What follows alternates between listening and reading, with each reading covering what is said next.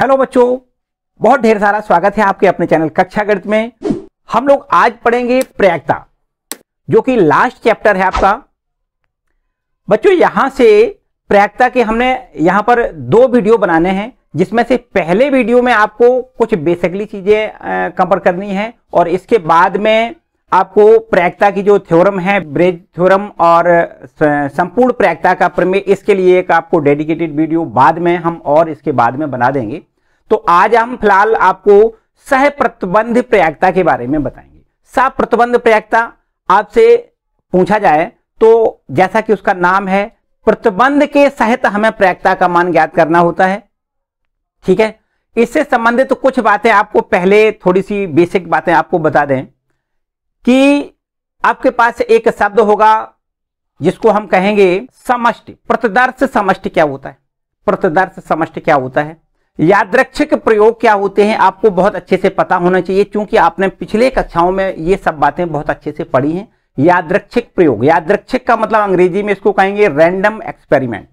ठीक है, अगर हम कोई एक अचानक प्रयोग कर दें, जैसे एक सिक्के को उछाल दें अचानक, और उस सिक्के को उछालने पर हमारे पास 2 घटनाएं प्राप्त होंगी, हेड आ सकता है या टेल आ सकता है। ठीक है, और इस हेड अथवा टेल को एक जो 2 प्रयोग हमें ये प्रयोग करने पर 2 परिणाम प्राप्त हुए, उन दोनों परिणामों को अगर हम एक समुच्चय के रूप में रख दें तो उसी को हम कहते हैं प्रतिदर्श समष्टि। ठीक है बात, तो यादृच्छिक प्रयोग समझ में आ गया, प्रतिदर्श समष्टि समझ में आ गया। तो अब आपको देखो सह प्रतिबंध प्रयाक्ता से संबंधित तो कुछ बातें समझनी है। सह प्रतिबंध प्रयाक्ता आपको यहां समझना है, सह प्रतिबंध प्रयाक्ता। तो सह प्रतिबंध प्रयाक्ता से क्या मतलब है हमारा, ये आपको पहले समझना है। देखिए इसके लिए हम क्या करते हैं, कोई एक रैंडम एक्सपेरिमेंट लें, मानी यादृच्छिक परीक्षण, उसके प्रतिदर्श समष्टि S की 2 घटनाएं यहां पर हम E और F मान लें, E और F। प्रतिदर्श समष्टि S से 2 संबंधित घटनाएं हैं, E और F। इस E और F घटना के घटित होने के लिए आपके पास F घटना अगर पहले से घटित हो चुकी हो, तब घटना E के घटने की प्रयाक्ता को हम कैसे डिनोट करेंगे। घटना E के घटने की प्रयाक्ता को हम ऐसे लिखेंगे, probability of E by F। देखो ध्यान दें, probability of E by F अगर ऐसा लिखा हो तो इसका मतलब हुआ घटना E के घटने की प्रयाक्ता ज्ञात करिए जबकि घटना F घटित हो चुकी हो। तब उसके लिए हम कुछ सूत्र इस प्रकार याद रखेंगे, probability of E intersection F upon में प्रोबेबिलिटी ऑफ F। इसको आपको याद रखना है। ठीक, जबकि एक साथ में ये भी बात याद रखनी है, जबकि यहां लिख दें probability of PF does not equal to 0। ठीक है, इसको आप याद रखिए कि प्रतिदर्श समष्टि S से संबंधित 2 घटनाएं E और F हैं, जिसमें से घटना F यदि घट चुकी हो तब घटना E के घटने की प्रयाक्ता आपको याद रखनी है, probability of E by F से दी जाती है। तो प्रोबेबिलिटी E बाई F बराबर होता है probability of E intersection F divided by PF। इतना ठीक है। अगर इसी में आपसे कुछ इस प्रकार से देखो लिखा हो कि घटना F के घटने की प्रयाक्ता बताइए जबकि घटना E घट चुकी हो, तब कैसे करोगे, तब आपको इस प्रकार से लिखना है, probability of E by E intersection F। देखो चाहे F इंटरसेक्शन E लिख दें या E इंटरसेक्शन F लिख दें, एक ही बात है, लेकिन आपको यहां पर डिवाइडेड बाई PE लिखना होता है। ठीक, अगर यहां पर देखो याद करने के लिए आप इस प्रकार याद रखो कि यहां पर बटे में E लिखा है तो यहां पर PE लिखना है, और यहां पर बटे में अगर F लिखा है तो आपको यहां PF लिखना है। ठीक है, जबकि साथ में इसमें भी यही कंडीशन है, जबकि यहां लिखते हैं PE does not equal to 0। ठीक है, तो ये सह प्रतिबंध प्रयाक्ता ज्ञात करने के लिए आपको फार्मूला याद रखना है। ठीक है, इसके बाद इसमें आपको एक बात और याद रखनी है, सह प्रतिबंध प्रयाक्ता की कुछ गुण हैं, इसके कुछ गुण हैं, उनको भी आपको समझना है। सह प्रतिबंध प्रयाक्ता के गुण कौन कौन से गुण हैं, देखो 3 गुणों को आपको याद रखना है। हम यहां पर प्रूव नहीं करवाएंगे, छोटी छोटी सी बातें हैं, उनको याद रखना है। किसी प्रतिदर्श समष्टि S की 2 घटनाएं E और F हैं, तब आपको याद रखना है probability of S by F, probability of S by F बराबर probability of F by F बराबर में याद रखना है 1 होता है। ठीक, घटना एफ के घटने की प्रायिकता जबकि एफ घटना स्वयं घट चुकी हो तो उसकी वैल्यू आपको 1 लिखना है, जबकि प्रोबेबिलिटी ऑफ एस मतलब घटना एस के घटने की प्रायिकता जबकि घटना एफ घटित हो चुकी हो तो इसकी भी वैल्यू आपको 1 के बराबर याद रखनी है। ये एक प्रॉपर्टी है आपकी। और दूसरी प्रॉपर्टी आपकी कुछ इस प्रकार आपको याद रखनी है कि यदि एस प्रतिदर्श समष्ट एस की 2 घटनाएं ए और बी हैं, प्रतिदर्श समष्ट एस की 2 घटनाएं कौन कौन सी हैं, ए और बी हैं, और एक अन्य कोई घटना एफ इस प्रकार है कि probability of A union B by P F, probability of A union B by F बराबर में याद रखना है probability of A by F plus probability of B by F minus में याद रखना है probability of A intersection B by F. इसको भी आपको याद रखना है। एक साथ साथ और बात याद रखनी है, यदि ए व बी अपवर्जी घटनाएं हैं, यदि ए व बी अपवर्जी घटनाएं हैं, ए और बी अपवर्जी घटनाएं हैं, तब आपको याद रखना है probability of A intersection B upon में एफ, इसकी पूरी की वैल्यू आपको 0 याद रखनी है। तब आपके पास यही रूल इस प्रकार कन्वर्ट हो जाएगा, probability of A union B by F बराबर में याद रखना होता है probability of A by F plus में probability of B by F. ठीक है, यदि ए और बी अपवर्जी घटनाएं हैं तब आपको याद रखना है इस पूरी की वैल्यू आपको 0 रखनी है। तो यही आपका फॉर्मूला इस प्रकार कन्वर्ट हो जाएगा, probability of A union B by F बराबर में probability of A by F plus probability of B by F.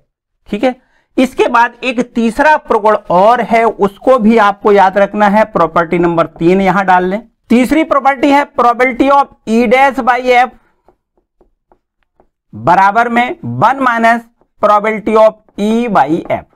तो इसकी वैल्यू देखो क्या, इसको कैसे आप याद रखेंगे, घटना ई के ना घटने की प्रायिकता जबकि एफ घटना घटित हो चुकी हो, देखो डैश लगा है तो इसका मतलब ना से आपको याद रखना है। घटना ई के ना घटित होने की प्रायिकता जबकि घटना एफ घटित हो चुकी हो बराबर आपको कैसे लिखना है, 1 माइनस घटना ई के घटने की प्रायिकता जबकि घटना एफ घटित हो चुकी हो। तो आपको क्या करना है, ई घटना घटित हो चुकी एफ घटना घटित हो चुकी हो जबकि घटना ई के घटने की प्रायिकता आपको ज्ञात करनी है, उसमें एक में से अगर घटा देंगे तब हमें घटना ई के ना घटने की प्रायिकता जबकि एफ घटना घटित हो चुकी है इसकी वैल्यू ज्ञात हो जाएगी। ठीक है, तो इस प्रकार से आपके ये 3 प्रगुण हैं, ये 3 प्रगुण हैं सप्रतिबंध प्रायिकता ज्ञात करने के लिए। ठीक है, इसके बाद आपको प्रायिकता का गुणन नियम, तो प्रायिकता का गुणन नियम या गुणन सिद्धांत कहें एक ही बात है। क्या है देखो प्रायिकता का गुणन नियम, यदि ई व एफ प्रतिदर्श समष्ट एस की 2 घटनाएं हैं, तब आपको याद रखना है probability of E intersection F बराबर, probability of E intersection F बराबर होता है प्रोबेबिलिटी ऑफ ई इनटू में probability of F by E. ठीक है, जबकि आपको इसमें शर्त भी याद रखनी है, जबकि P does not equal to 0। ठीक है, और इसी की वैल्यू इस प्रकार भी हम लिख सकते हैं, प्रोबेबिलिटी ऑफ एफ इनटू में probability of E by F, और यहां पर आपको लिखना है जबकि P F does not equal to 0। तो आपको यहां पर प्रायिकता का जो गुणन नियम है उसको याद रखना है कि प्रतिदर्श समष्ट एस की 2 घटनाएं ई और एफ इस प्रकार हैं कि probability of E intersection F बराबर में पी इनटू में कंडीशनल प्रोबेबिलिटी ऑफ एफ जबकि घटना ई घटित हो चुकी हो। साथ में याद रखना है कि P does not equal to 0 होना चाहिए। इसकी वैल्यू पी एफ मतलब प्रोबेबिलिटी ऑफ एफ इंटू में probability of E by F के गुणनफल के बराबर होनी चाहिए, जबकि P F does not equal to 0। अगर ये देखो दोनों कंडीशन एक ही कंडीशन है, याद रखना है। Probability of E intersection F बराबर पीई, यहां पर PE into P F by E, और यहां पर है P F into probability of E by F. ठीक है, इतना याद रखना है आपको। और इसके बाद में एक गुणन नियम और देखो, यहां पर गुणन नियम हम ये कह सकते हैं, दो गुणन नियम है। पहला गुणन नियम हमने आपको ये बताया, और दूसरा जो गुणन नियम है उसको भी आपको समझना है। यहां पर हम ये मान लेते हैं कि 3 घटनाएं हैं, एक घटना है ई, एक घटना है एफ, और एक तीसरी अन्य घटना कोई जी है।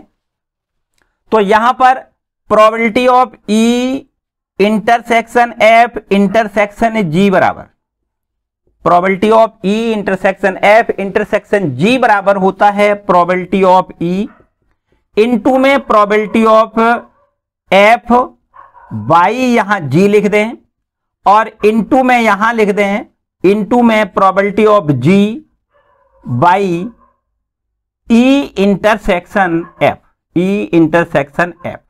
ठीक है, इतना आपको याद रखना है। यह भी आपकी एक प्रॉपर्टी है, गुणन नियम की सिद्धांत है कि यहां पर ई एफ और जी 3 घटनाएं हैं, इनमें से अगर probability of E intersection F की वैल्यू, जी की वैल्यू अगर आपसे पूछी जाती है, तब आपको याद रखना है प्रोबेबिलिटी ऑफ ई इनटू में probability of F by G into में प्रोबेबिलिटी। देखो ऐसे याद रखना है आपको, सबसे पहले प्रोबेबिलिटी ऑफ ई लिखना है, इनटू में प्रोबेबिलिटी ऑफ एफ, जबकि घटना ई, ये आपकी घटना ई घटित हो चुकी हो, यहां क्या लिखना है ई घटित हो चुकी हो, और इनटू में प्रोबेबिलिटी ऑफ जी, जबकि घटना ई इंटरसेक्शन एफ घटित हो चुकी हो। ठीक है, इस प्रकार से याद रखना है आपको। तो ये गुणन नियम, 2 नियम आपके हैं गुणन प्रयोक्ता के गुणन नियम के। और इसके बाद आपको एक बात और याद रखनी है, देखो इसको अब हम रब कर देते हैं, बड़े आराम से देखो इसको नोट कर लो, ये बेसिक चीजें हैं। अगर आपने इन चीजों को अच्छे से समझ लिया, पढ़ लिया, तो आपके लिए प्रश्न लगाना बहुत आसान हो जाएगा। ठीक है, प्रश्नों को हल करना बहुत आसान हो जाएगा। इसके बाद देखो अब आपको पढ़ना है स्वतंत्र घटनाएं। क्या पढ़ना है? स्वतंत्र घटनाएं। स्वतंत्र घटनाएं। तो अब आपको देखो स्वतंत्र घटनाओं के बारे में समझना है। आपके पास एक घटना ई है, एक घटना एफ है, ये दोनों घटनाएं अगर स्वतंत्र घटनाएं हैं, तब आपको याद रखना है probability of E intersection F बराबर याद रखना है प्रोबेबिलिटी ऑफ ई इनटू में प्रोबेबिलिटी ऑफ एफ। देखो ध्यान दें, यहां पर ये आपके प्रदर्श समष्टि एस की 2 घटनाएं हैं, एक घटना है ई, एक घटना है एफ। प्रदर्श समष्टि एस की 2 घटनाएं ई और एफ इस प्रकार से हैं कि ई और एफ दोनों स्वतंत्र घटनाएं यदि हैं, तब निश्चित रूप से probability of E intersection F बराबर आपको लिखना है प्रोबेबिलिटी ऑफ ई इनटू में प्रोबेबिलिटी ऑफ एफ। ठीक है, और इसको हम कुछ इस प्रकार भी देखो लिख सकते हैं। यहां पर देखिए दूसरा, ये हम इस प्रकार इसको लिख सकते हैं probability of E by F. Probability of E by F बराबर आपको याद रखना है प्रोबेबिलिटी ऑफ ई के बराबर होगा। यदि ई और एफ दोनों स्वतंत्र घटनाएं हैं, तो probability of E by F बराबर में प्रोबेबिलिटी ऑफ ई के बराबर होगा, जबकि साथ में आपको याद रखना है जबकि P F does not equal to 0।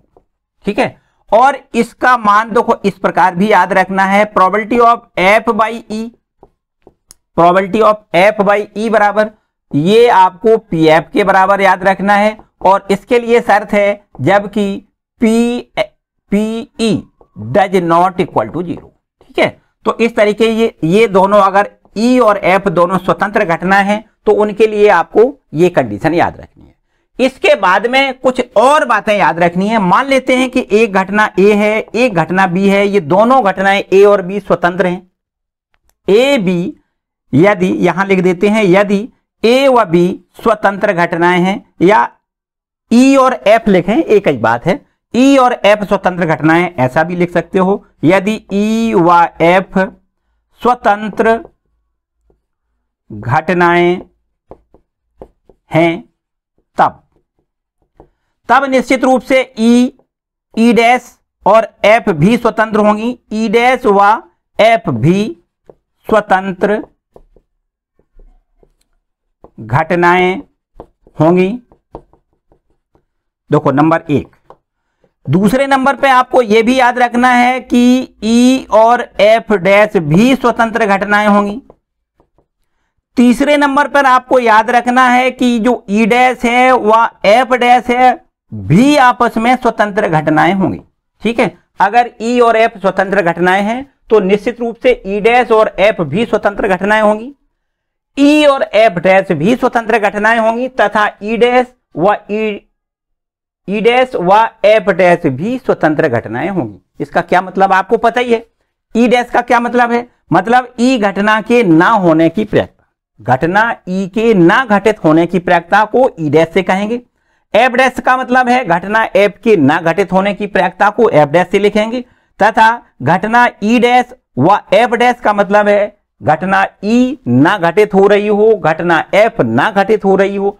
तो इन दोनों की प्रक्रियाएं भी उसी प्रकार से, जैसे ई घटना और एफ घटना अगर स्वतंत्र घटनाएं हैं तो ई डैश व एफ डैश भी आपकी स्वतंत्र घटनाएं होंगी। ठीक है, इतना सब कुछ आपको याद रखना है और इन्हीं सभी सूत्रों और सभी रूलों के अनुसार आपके कुछ हम सवाल जो आपके बहुत ही इंपॉर्टेंट हैं उन सारे सवालों का यहां पर हमने कलेक्शन किया है। ठीक है, और हम साथ में ये भी आपको बताना चाहेंगे, अभी आपके पास देखो समय है, अगर इन प्रश्नों को आपको पूरी एक्सरसाइज, ऑल ओवर एक्सरसाइज को अच्छी तरीके से कंप्लीट करना है, सारी फॉर्मूले प्रूव करना है, तो आई बटन दबा के या डिस्क्रिप्शन में हमने लिंक दिया हुआ है, उस लिंक को क्लिक करके आप पूरा वीडियो वहां देख सकते हो। बहुत अच्छे तरीके से सारे प्रश्नों का वहां हल दिया गया है। ठीक है, और हम यहां पर केवल और केवल वही इंपॉर्टेंट प्रश्न जो आपके लिए आज बोर्ड में बहुत एग्जाम इंपॉर्टेंट साबित होने वाले हैं, बस उन्हीं प्रश्नों का यहां पर हमने चर्चा की है, आपके लिए वही प्रश्न कलेक्ट किए हुए। ठीक है, तो हम स्टार्ट करते हैं वो जो प्रश्न आपके लिए उपयोगी होंगे। चलिए देखते हैं। तो बच्चों देखो स्टार्ट करते हैं इंपॉर्टेंट क्वेश्चन। आपको बता दें कि यहां से बोर्ड एग्जाम में 10 नंबर के प्रश्न पूछे जाते हैं, 10 नंबर के प्रश्न, जिसमें हमने बताया कि आपके हम 2 वीडियो बनाएंगे, तो यहां से 5-6 नंबर का आज और 5-6 नंबर का कल वाले वीडियो में आपको मिलेगा। ठीक है, तो यहां से पहले जो प्रश्न आपका 1 नंबर पे लिखा है, बहुत कई बार पूछा गया है, इंपॉर्टेंट दोनों बेहद प्रश्न हैं और साथ साथ में 1-1 नंबर के हैं, सिंपल से हैं। आपके बहुविकल्पी प्रश्न भी इसी तरीके से पूछे जा सकते हैं।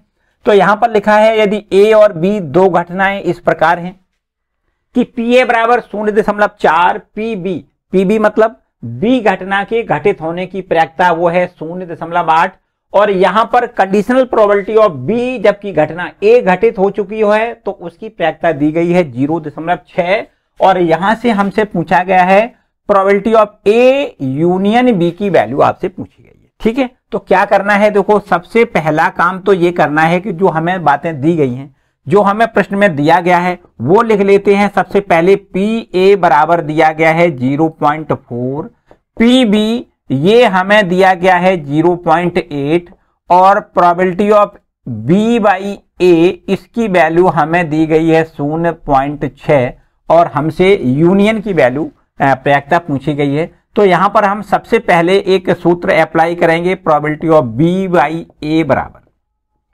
कंडीशनल प्रोबेबिलिटी बी जबकि घटना ए घटित हो चुकी हो, तो इसके लिए हमें सूत्र पता है प्रोबेबिलिटी ऑफ बी इंटरसेक्शन ए।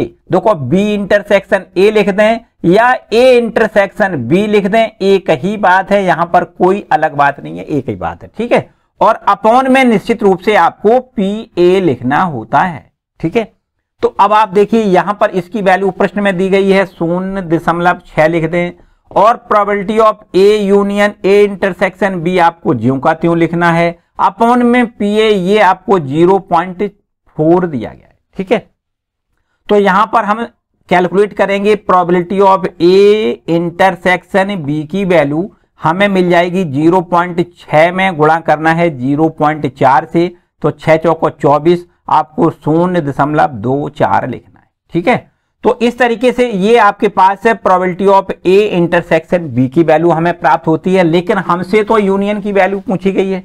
तो आपके पास एक सूत्र पता है, आपको यहां पर लिखना है probability of A union B बराबर क्या लिखना है, प्रोबेबिलिटी ऑफ ए प्लस में प्रोबेबिलिटी ऑफ बी माइनस में लिखना है probability of A union B, A intersection है ना, ए इंटरसेक्शन बी, यूनियन का तो हमसे पूछा गया है, ठीक है। तो इसमें यहां पर पी ए की वैल्यू रख देते हैं, पी ए बराबर देखो दिया गया है 0.4, यहां पर प्लस पी बी की वैल्यू हमें दी गई है 0.8 minus probability of A intersection B बराबर ये हमने निकाल रखा है 0.24, ठीक है। तो यहां पर हमें इन दोनों को जोड़ देना, 8 4 12 लिखें, 0.12 0. देखो आपके पास हो जाएगा 1.2 है ना, 1.2 और आपको माइनस में यहां लिखना है 0.24, घटा देना है। देखो कैसे, इसमें यहां से घटाने पे कितना मिल जाएगा, देखो ऐसे घटाओगे 1.20, यहां से आपको दशमलव का 2-4 घटा देना है तो बचेगा यहां पर 6 और यहां पर 11 में से 9 बचेगा, आपको यहां पर लिखना है 0.96, ठीक है। अगर ये विकल्प में दिया जाए तो आप विकल्प ढूंढ के लिख दें, और अगर आपको अति लघु उत्तरीय प्रश्न में दिया जाए तो आपको आंसर लिखना है 0.96। Clear.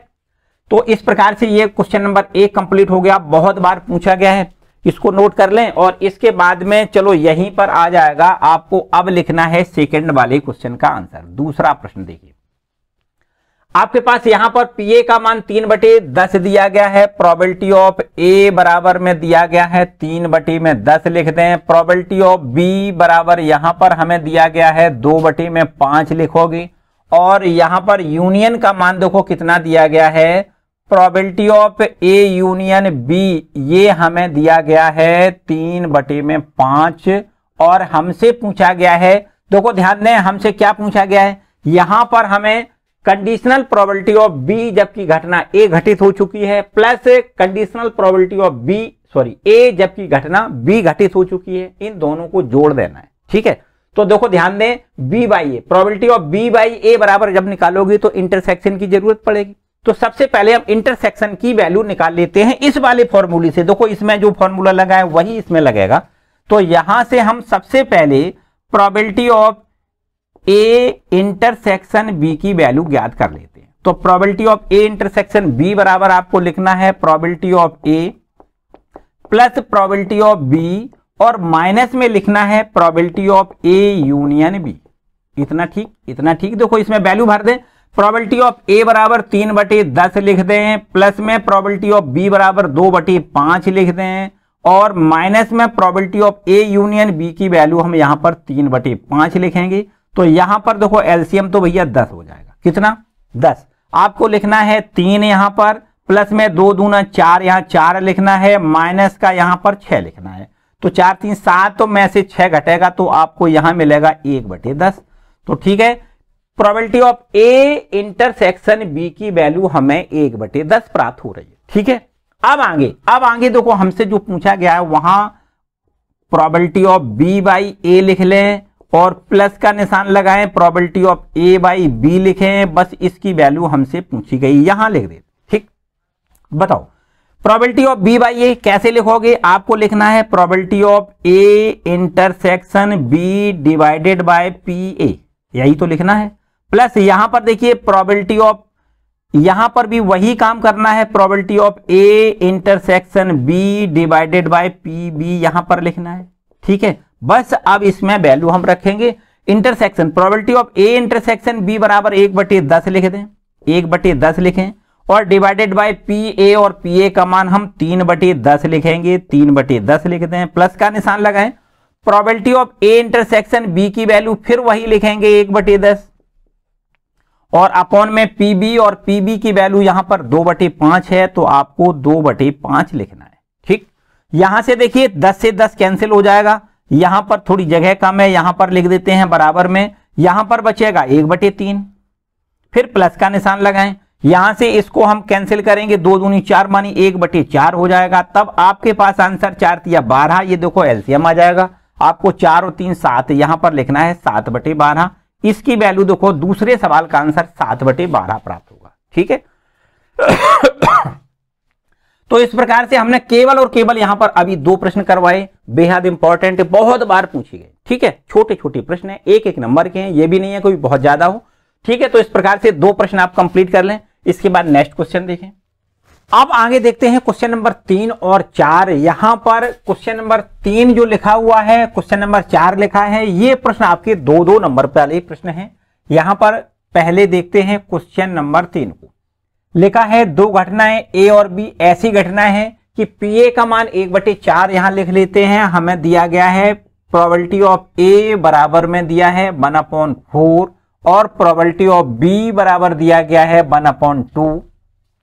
Probability of A intersection B बराबर हमें दिया गया है 1/8 और जबकि हमसे पूछा गया है probability of A dash intersection B dash, इसकी वैल्यू हमसे पूछी गई है इस प्रकार। देखो ध्यान से समझें, हमें probability of A dash intersection B dash इसकी वैल्यू निकालनी है। तो यहां पर इस प्रकार से देखो इसको समझें, probability of A union B का डैश, देखो इसको याद रखें, probability of A dash intersection B dash बराबर होता है probability of A union B का होल डैश, इस प्रकार से लिखेंगे। और इसको आप बहुत अच्छे से जानते हैं कि इसको लिख सकते हैं 1 minus probability of A union B, इस प्रकार, ठीक है।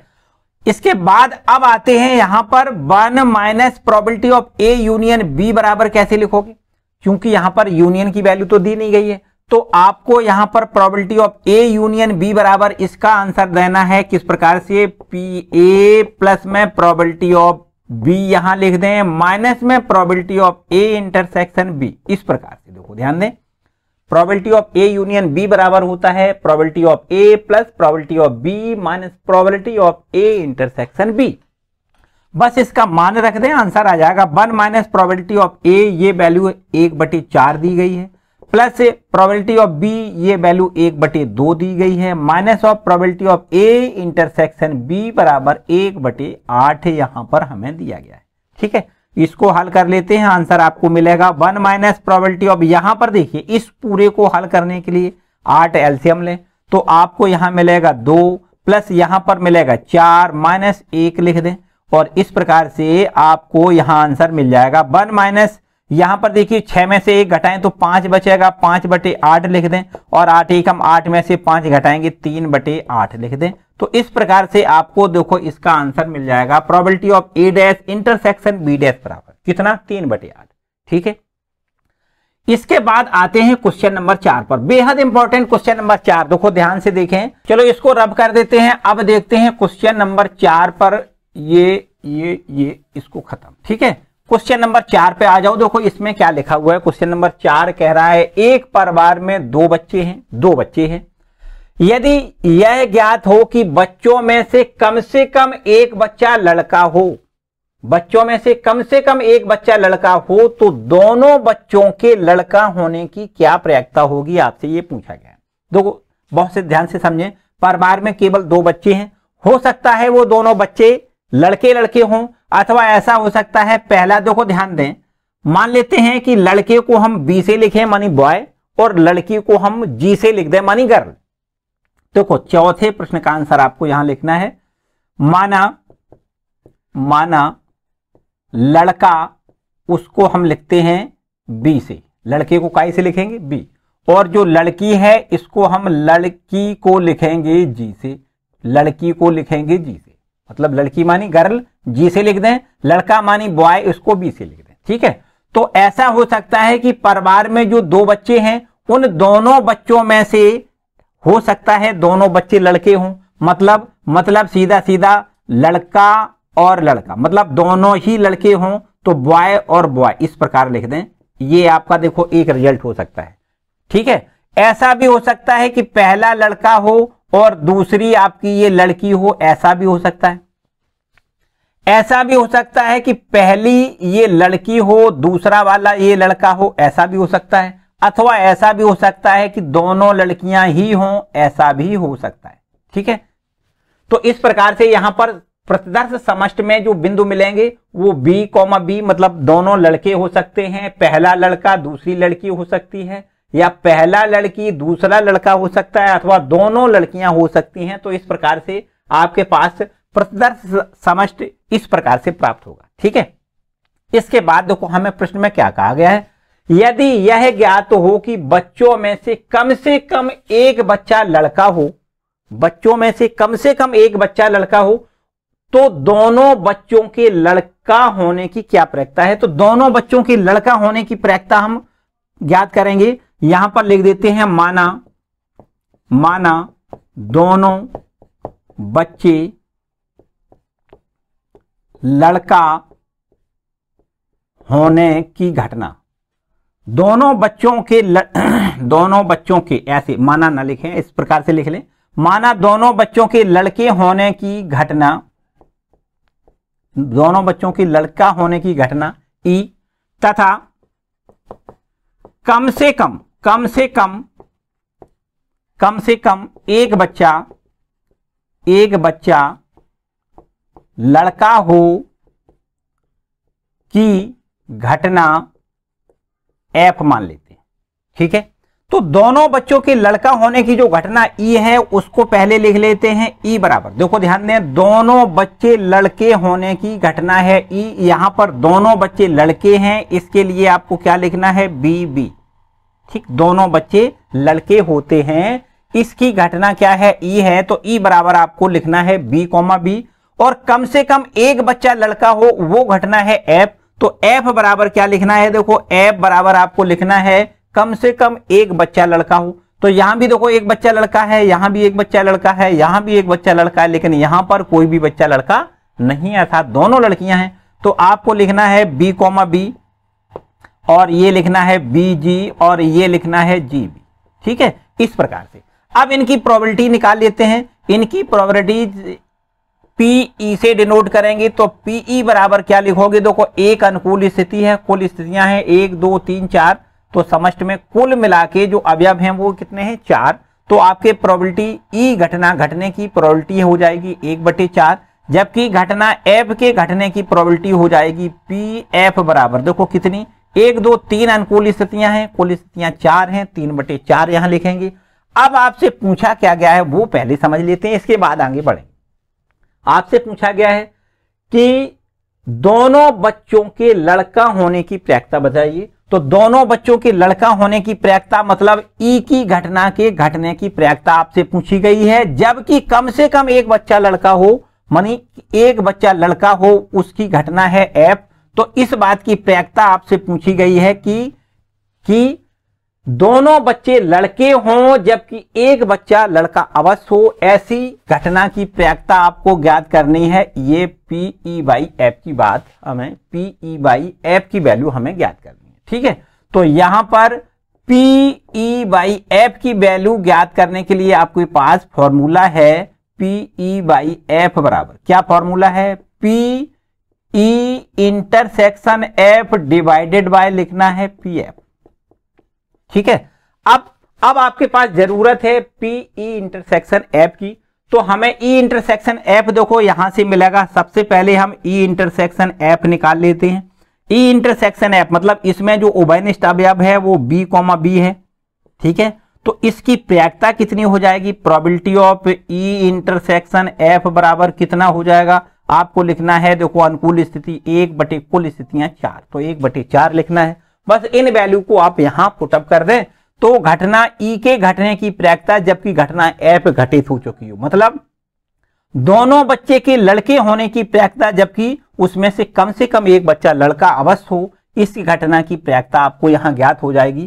Probability of E intersection F बराबर ये दिया गया है आपको कितना, देखो आपको दिया गया है 1/4 हमने निकाला है, अपॉन में पी एफ, और पी एफ बराबर ये आपका 3/4 है। तो आपसे 4 से 4 ये कैंसिल करना है, 1/3 लिखना है। प्रोबेबिलिटी ऑफ ई ये पी बाई एफ, इस प्रकार से यहां पर देखो इस प्रश्न का आंसर ये हो गया। ठीक है, घटना ई के घटने की प्रैक्टिस मतलब दोनों बच्चों के लड़का होने की प्रैक्टिस बताइए, जबकि कम से कम एक बच्चा लड़का अवश्य हो, उसकी प्रैक्टिस कितनी आएगी? 1/3।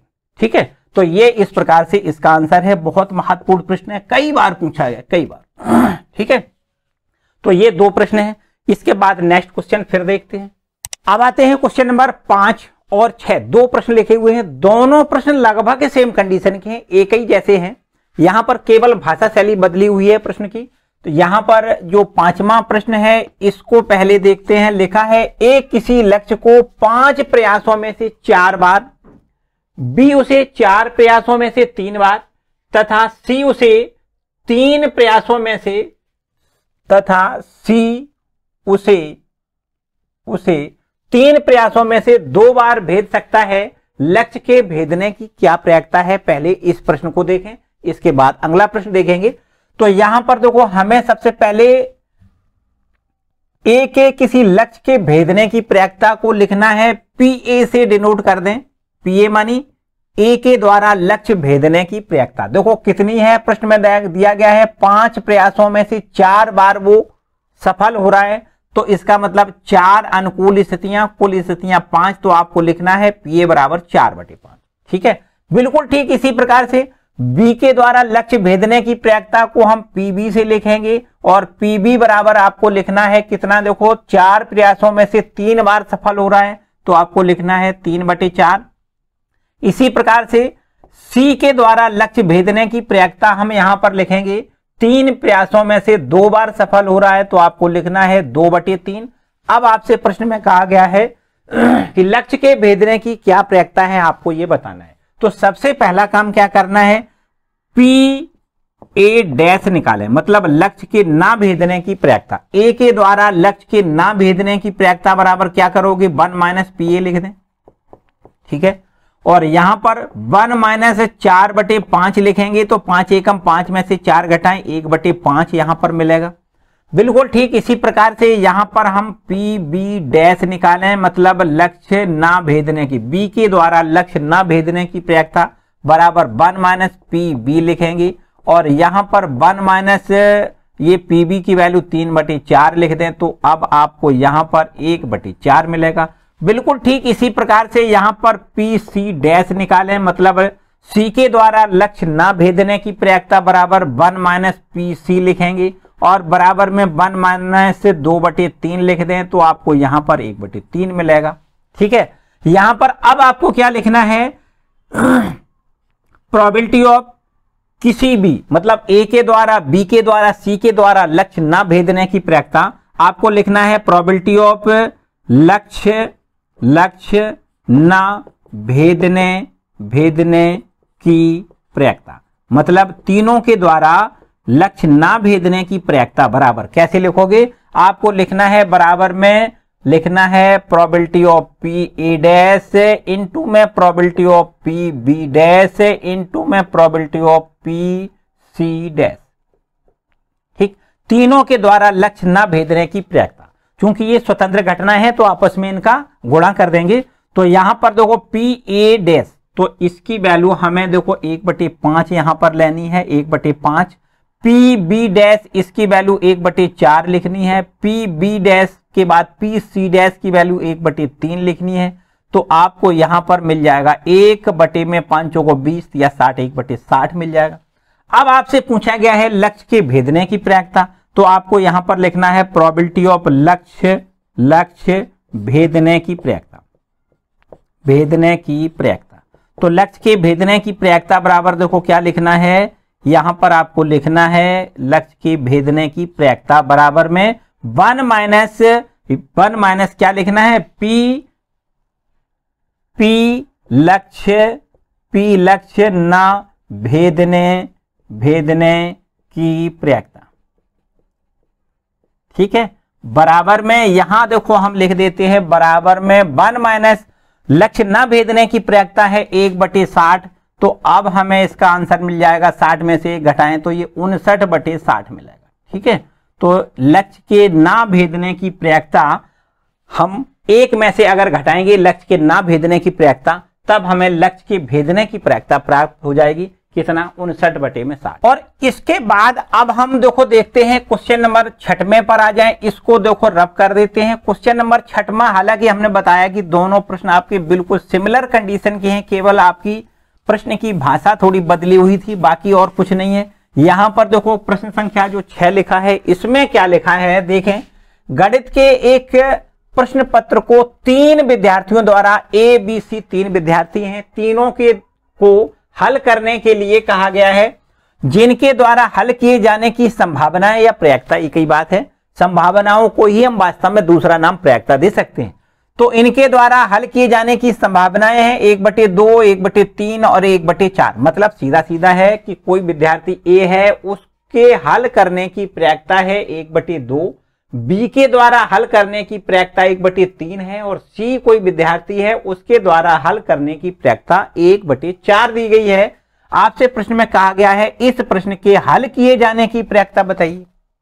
देखो ऊपर से मिलाओ, यहां भी उसमें भी देखो यही कहा गया था कि लक्ष्य के भेदने की प्रयासता बताइए। ए के लक्ष्य भेदने की प्रयासता, बी के लक्ष्य भेदने की प्रयासता, सी के लक्ष्य भेदने की प्रयासता हमें प्रश्न में दी गई थी, और हमसे पूछा गया था कि लक्ष्य के भेदने की प्रयासता बताइए। बिल्कुल ठीक यही है। ए के देखो यहां पर हम लिख देते हैं, ए के प्रश्न ए द्वारा प्रश्न के हल करने की प्रयासता है 1/2, और बी के द्वारा प्रश्न के हल करने की प्रयासता 1/3 है, सी के द्वारा हल करने की प्रयासता 1/4 है। आपसे देखो सबसे पहले निकालना है प्रोबेबिलिटी ऑफ ए डैश, मतलब ए के द्वारा ए के द्वारा प्रश्न के ना हल करने की प्रयासता बराबर 1 - PA लिख दें, बराबर में 1 - 1/2 बराबर में आपको यहां मिलेगा 1/2। ठीक है, बिल्कुल ठीक। इसी प्रकार PB डैश निकालें, मतलब बी के द्वारा ना हल करने की प्रयासता बराबर में 1 - PB लिख दें यहां पर, बराबर में 1 - 1/3 बराबर में आपको लिखना है 2/3। और बिल्कुल ठीक आगे PC डैश, मतलब सी के द्वारा ना हल करने की प्रयासता बराबर आपको लिखना है 1 - PC बराबर में 1 - 1/4 यहां लिखेंगे 3/4। बोलो भाई यहां तक तो किसी को कोई डाउट नहीं। अब आगे आपको क्या करना है, प्रश्न के हल ना करने की प्रयासता आपको लिखना है प्रोबेबिलिटी ऑफ प्रश्न के ना हल करने की प्रयासता, प्रश्न के ना हल करने की प्रयासता बराबर, बताओ क्या लिखोगे। आपको लिखना है probability of PA dash into में probability of PB dash into में प्रोबेबिलिटी ऑफ C डैश। ठीक है, बराबर में 1, यहां पर देखो ध्यान दें, इसकी वैल्यू हमने 1/2 निकाल रखी है, इसकी वैल्यू 2/3 निकाल रखी है, इसकी वैल्यू 3/4 निकाल रखी है। ठीक है, इसको हम गुणा करेंगे तो इस प्रकार देखो 2 से 2 कैंसिल हो जाएगा, यहां 3 से 3 कैंसिल हो जाएगा, तो आपको 1/4 वैल्यू ये मिलेगी। अब प्रश्न के ना हल करने की प्रयासता आपने निकाल ली। आपसे पूछा गया है प्रश्न हल हो जाएगा, इसकी क्या प्रयासता है, तो आपको लिखना है प्रोबेबिलिटी ऑफ प्रश्न हल हो जाएगा।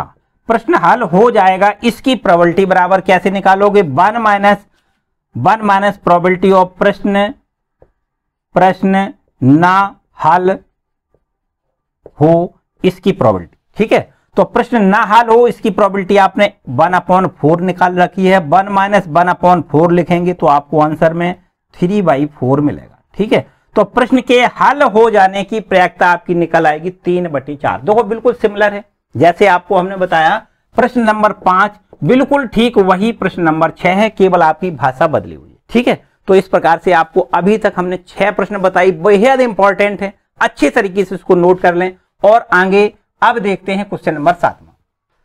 अब देखते हैं क्वेश्चन नंबर 7, जो कि आज का आखिरी प्रश्न है, बहुत इंपॉर्टेंट है। आपको देखना है 3 छात्र किसी परीक्षा में बैठते हैं, यदि उनके उत्तीर्ण होने की प्रयासताएं 1/3, 1/4, 1/5 हैं।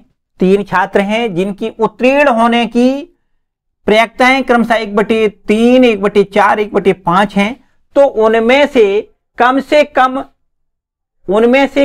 कम 2 के परीक्षा में उत्तीर्ण होने की क्या प्रयासताएं हैं, ऐसा हमसे प्रश्न में पूछा गया है। कम से कम 2 के उत्तीर्ण होने की प्रयासताएं, कम से कम 2 का मतलब 3 भी उत्तीर्ण हो सकते हैं, मतलब तीनों उत्तीर्ण हो जाए, कोई समस्या वाली बात नहीं, लेकिन कम से कम 2 के उत्तीर्ण होने की प्रयासता आपसे पूछी गई है। तो यहां पर देखो समझना कैसे, आपको पहला एक कोई छात्र है उसको हम 1 एक नाम दे दें, तो उसके उत्तीर्ण होने की प्रयासता को हम P1 से लिख दें, और P1 बराबर हमें दिया गया है 1/3।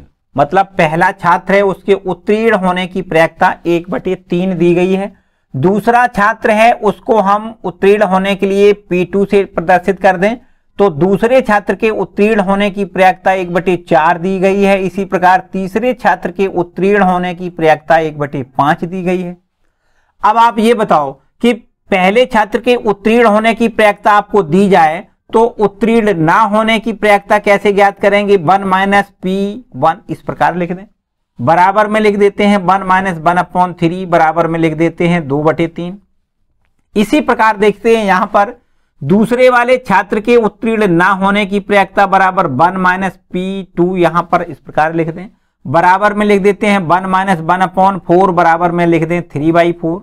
और तीसरा छात्र उसके उत्तीर्ण ना होने की प्रयाक्ता को P3 नॉट, यहां पर माइनस का चिन्ह ऊपर लगा दें, तो इसको हम ये पढ़ते हैं कि तीसरे छात्र के उत्तीर्ण ना होने की प्रयाक्ता, मतलब ना का निशान है ऐसे मान है, ठीक है। उसके ना उत्तीर्ण होने की प्रयाक्ता बराबर 1 - P3 यहां लिख दें, बराबर में 1 - 1/5, बराबर में कितना लिखेंगे 4/5, इतना ठीक है। तो तीनों छात्रों के उत्तीर्ण होने की प्रयाक्ताएं ये हैं, उनके उत्तीर्ण ना होने की प्रयाक्ताएं ये हो गई।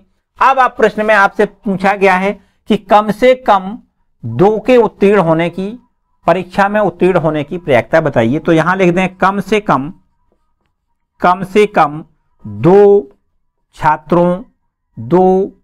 छात्र हैं, क्या लिखा है छात्र है ना, तो कम से कम 2 छात्रों के उत्तीर्ण होने की प्रयाक्ता, कम से कम 2 छात्रों के उत्तीर्ण होने की प्रयाक्ता बराबर आपको लिखना है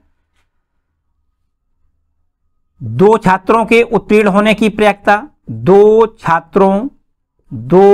छात्रों के उत्तीर्ण होने की प्रयाक्ता प्लस तीनों छात्रों के उत्तीर्ण होने की प्रयाक्ता,